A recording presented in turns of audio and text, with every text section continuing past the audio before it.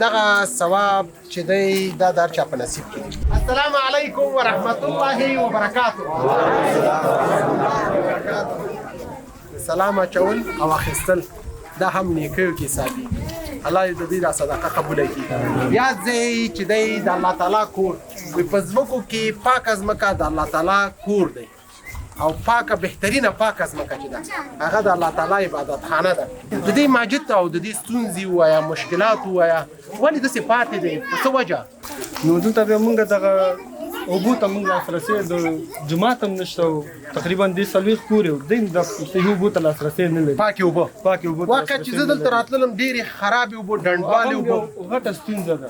نو زمونږ صحي اوبو ته هم باید لاسرسی وشي داسې یو څوک پیدا شي چې دغه صدقه جاریه ده انشاءالله الله به ورته اجر ورکړي او دلته د کلیوالو وسه نه کېږي. ورته یې وکړه که نه دا څه دوام نو زه والا ښه خبر ده خو چې زما وسه وشي.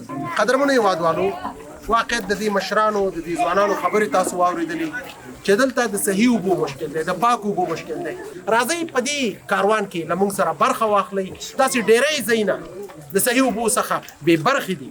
بالکل زه تاسو وایم دا بغیر له تاسو نه کېږي. سلام وطنا ټول دې در نظر شو رحمو وطنا سلام وطنا اور د اتلانو مرګ په دښمنا